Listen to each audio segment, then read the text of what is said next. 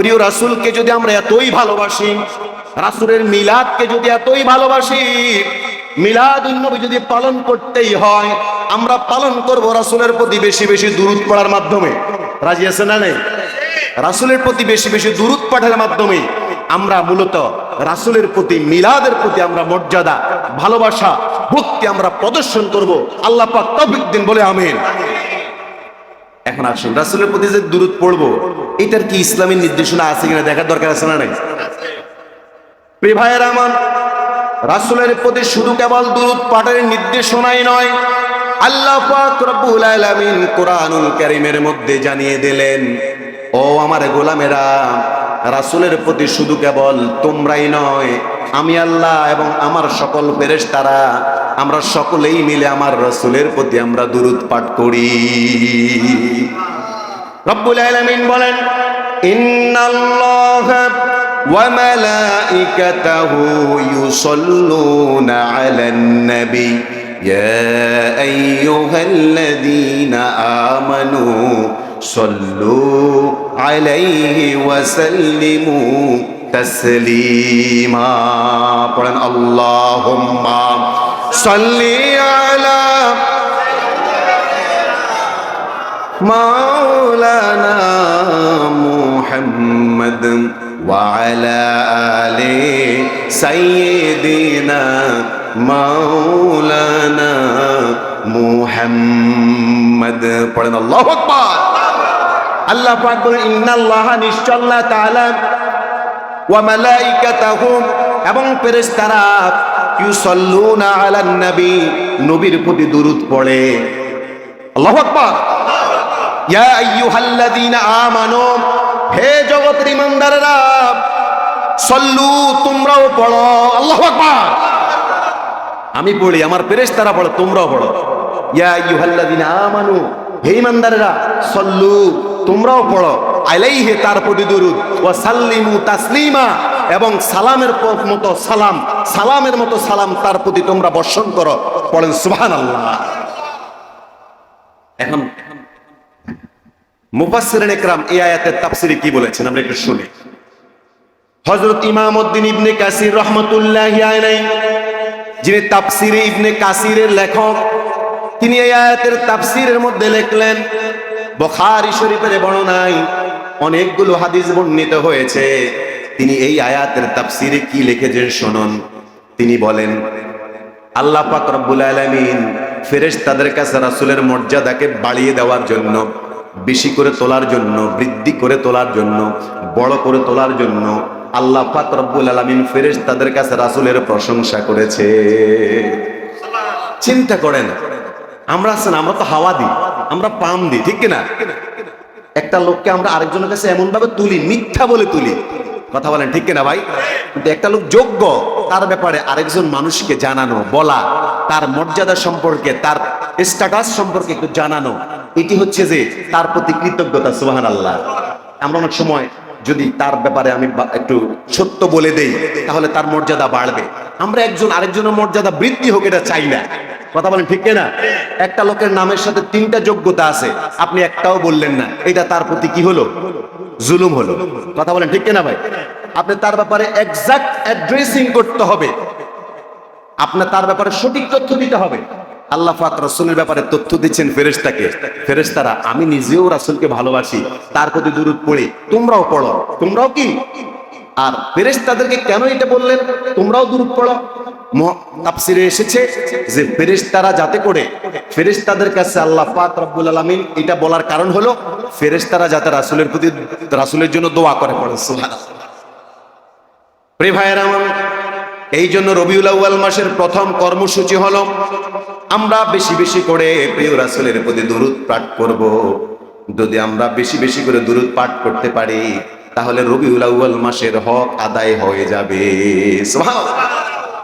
একটা প্রিয় বন্ধুরা আমার, এবার আসুন কোন দুরূদটা পড়ব। রাসূল করিম সাল্লাল্লাহু আলাইহি ওয়াসাল্লামের একজন সাহাবা, যার নাম ছিলেন হযরতে কাব ইবনে উজরা রাদিয়াল্লাহু তাআলা আনহু। কাব ইবনে উজরা রাদিয়াল্লাহু তাআলা আনহু। কাব ইবনে উজরা রাদিয়াল্লাহু বলেন, ইয়া রাসূলুল্লাহ, আপনার প্রতি সালাম দেব এটা তো আমরা জানি, কিন্তু দুরূদটা কিভাবে পড়বে একটু বলে দেন না। আল্লাহ রাসূল সাল্লাল্লাহু আলাইহি ওয়াসাল্লাম বললেন, তোমরা এভাবেই দুরূদ পড়বে আমি রাসূলের প্রতি।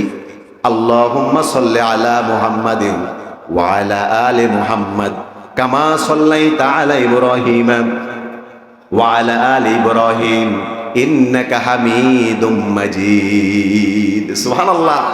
এটা আমরা পড়ি কিনা দুরূদ ইব্রাহিম? রাসূল নিজে শিখিয়ে দিলেন। সাহাবা কাব ইবনে উজরা রাদিয়াল্লাহু তাআলা আনহু বর্ণনা করেছেন যে রাসূল আমাদেরকে স্বয়ং এই দুরূদটা পড়ার জন্য বলেছেন। সেই অর্থটা কি? আল্লাহুম্মা সাল্লি আলা মুহাম্মাদ ওয়া আলা আলি মুহাম্মাদ কামা সাল্লাইতা আলা ইব্রাহিম। হে আল্লাহ, আপনি মুহাম্মদ সাল্লাল্লাহু আলাইহি ওয়াসাল্লাম এবং ওনার বংশধরদের প্রতি তেমনি ভাবে দুরূদ প্রেরণ করুন যেমনি ভাবে প্রেরণ করেছেন নবী ইব্রাহিমের প্রতি। সুবহানাল্লাহ। হে আল্লাহ, আপনি মুহাম্মদ সাল্লাল্লাহু আলাইহি ওয়াসাল্লাম এবং ওনার বংশধরদের প্রতি তেমনি করে বারাকাত নাজিল করুন যেমনি করে বারাকাত নাজিল করেছেন নবী ইব্রাহিমের প্রতি। পড়েন সুবহানাল্লাহ। এবং নবী ইব্রাহিমের বংশধরদের প্রতি। ইন্নাকা হামিদ অর্থ কি? নিশ্চয় আপনি প্রশংসিত এবং মর্যাদাবান। সুবহানাল্লাহ। অন্য আরেকটি দুরূদ আছে, সেটা এখন বলার দরকার নাই, সেটি আরেকটু কঠিন হতে পারে আপনাদের জন্য। তবে দুরূদ ইব্রাহিমটি হলো সবচাইতে সহজ আমল করার জন্য। কথা বলেন ঠিক কিনা? এবার তাহলে এক নাম্বার পয়েন্ট গেল। প্রিয় ভাইয়েরা আমার, রাসূল কারীম সাল্লাল্লাহু আলাইহি ওয়াসাল্লামকে আমরা এই মাহের এই রবিউল আউয়াল মাস উপলক্ষে কি প্রেরণ করতে পারি? রবিউল আউয়াল মাসের মর্যাদা হিসেবে মর্যাদা আমরা কিভাবে রক্ষা করতে পারি?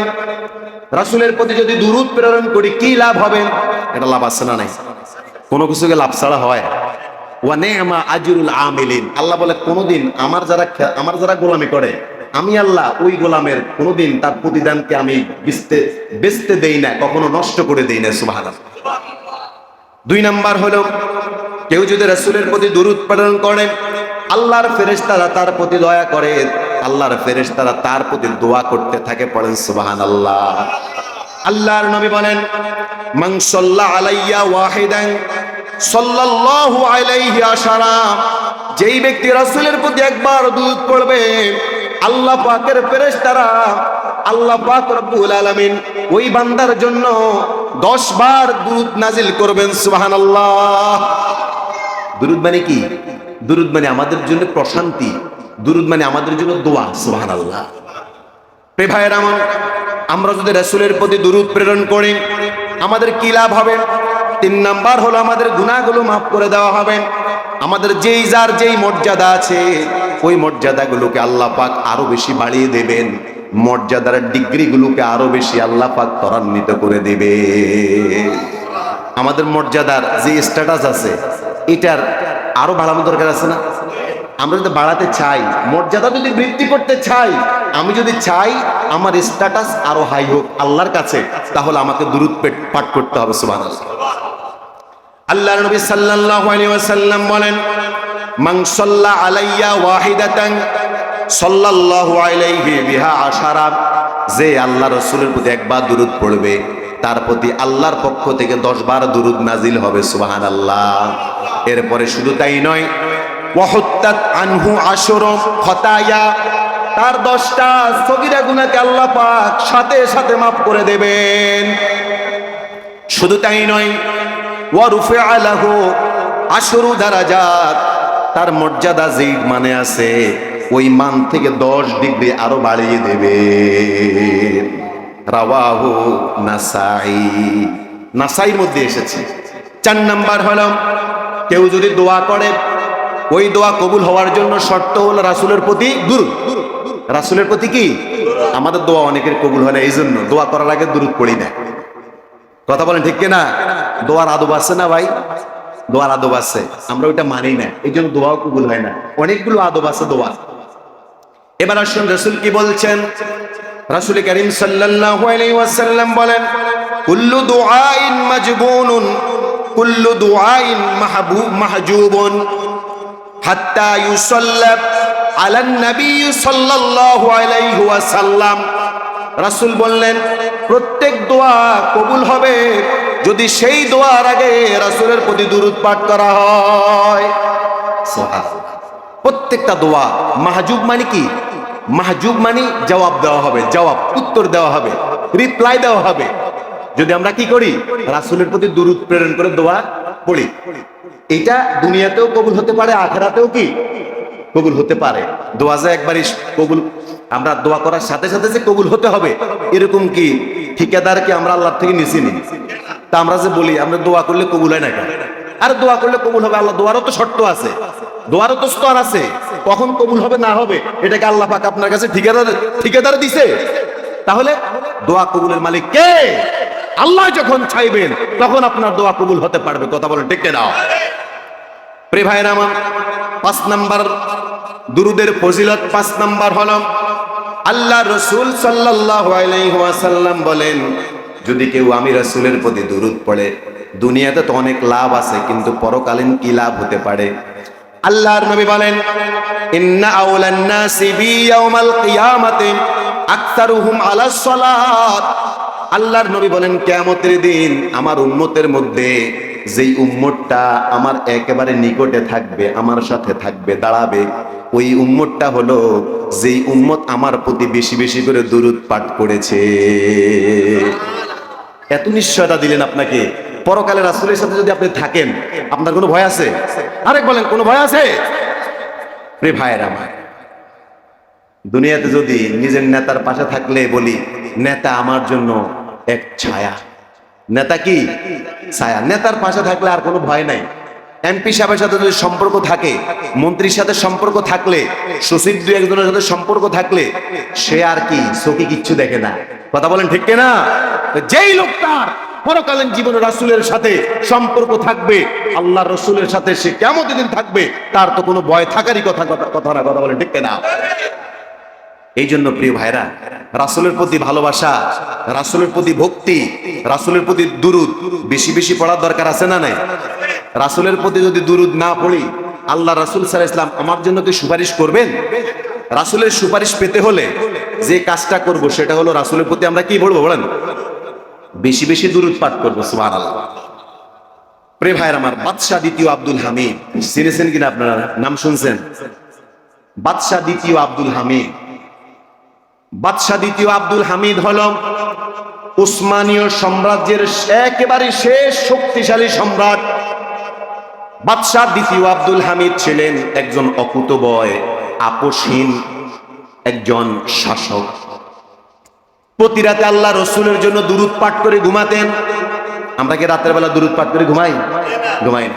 একজন বাদশাহ দিনের বেলায় যুদ্ধ করতেন, দিনের বেলায় রাষ্ট্র পরিচালনা করতেন, আর রাতের বেলায় দুরূদ পাঠ করতেন, রাতের বেলায় সালাত আদায় করতেন, বিছানায় দাঁড়িয়ে আল্লাহর কাছে কান্না করতেন। বলেন আল্লাহু আকবার। সুলতান আব্দুল হামিদ তিনি প্রতি রাতে রাসূলের প্রতি দুরূদ পাঠ করতেন। এক রাতে তিনি দুরূদ পাঠ করে নাই, এই কারণে যেই দুর্ঘটনাটি ঘটল শুনুন। তৎকালীন সময় একজন ব্যবসায়ী ব্যবসা করলেন, ব্যবসার মধ্যে লোকসান হলো, দেউলিয়া হয়ে গেল। দেউলিয়া হওয়ার কারণে প্রতি রাতে সালাত আদায় করে আল্লাহর কাছে অজোর নয়নে কান্না করছেন। দোয়া করলেই চোখ দিয়ে পানি পড়ে যায়, এমন ভাবে দোয়া করছেন। দোয়া করার কারণে একদিন রাসূলকে স্বপ্নে দেখলেন। পড়েন সুবহানাল্লাহ। রাসূলকে স্বপ্নে দেখলেন।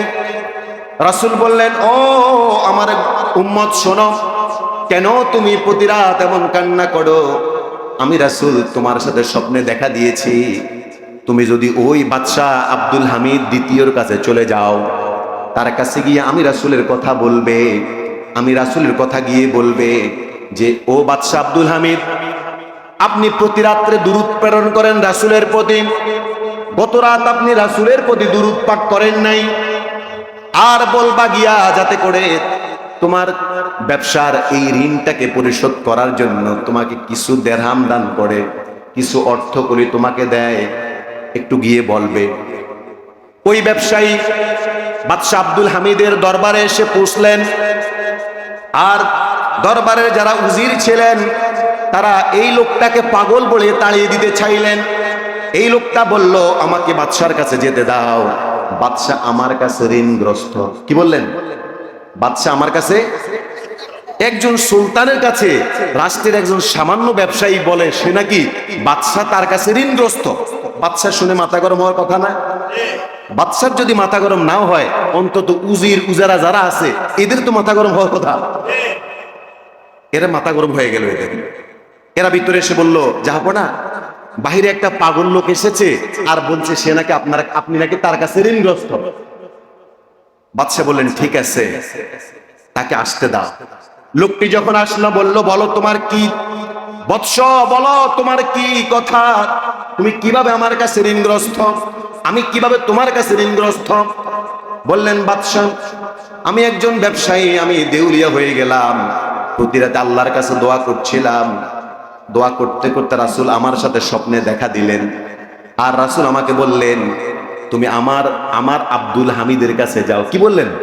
আমার আব্দুল হামিদের কাছে যাও, সেখানে গিয়ে তাকে বলবে। নবীজি বললেন আপনি প্রতি রাতের নবীজির প্রতি দুরূদ পাঠাতেন, গত রাতে দুরূদ পাঠান নাই, এই একটা মেসেজ।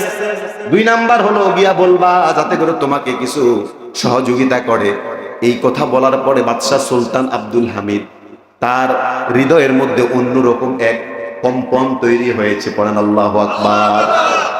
সত্যি সত্যি উনি ওই রাতে দুরূদ পাঠ করে ঘুমান নাই। বাদশাহ শুধু কেবল এই কথা শুনতে চাইছেন যে মুহাম্মদ সাল্লাল্লাহু আলাইহি ওয়াসাল্লাম তোমার কাছে আমার কথা কি বলেছেন, এই কথাটা আরেকবার বলো। বললেন, আমার আব্দুল হামিদ। আল্লাহু আকবার। রাসূলের প্রতি প্রতি রাতে দুরূদ পড়ে ঘুমানোর কারণে রাসূল এখন নিজের করে নিয়েছেন এই উম্মতটাকে, সামান্য ব্যবসায়ীকে। এই কথা বলার পরে বাদশাহ একটা স্বর্ণের কয়েলের একটা পোটলা তার হাতে ধরিয়ে দিলেন আর বললেন, রাসূল কি বলেছেন আরেকবার বলো। বলল, আমার আব্দুল হামিদকে গিয়ে বলবা। এই কথা বলার পরে বাদশার হৃদয়টা আরেকবার কেঁপে কেঁপে উঠলো। আর আরেকটা স্বর্ণের কয়েলের পোটলা ওই ব্যবসায়ীর হাতে ধরিয়ে দিলে। বাদশাহ বললেন, আরেকবার বলো, রাসূল কি বললেন আমার কথা। বলল, রাসূল বললেন, আমার আব্দুল হামিদকে গিয়ে বলবা, আমার আব্দুল হামিদকে গিয়ে বলবা। এই কথা বলার পরে বাদশাহ আরেকটা স্বর্ণের কয়েলের পোটলা তার হাতে ধরিয়ে দিলেন।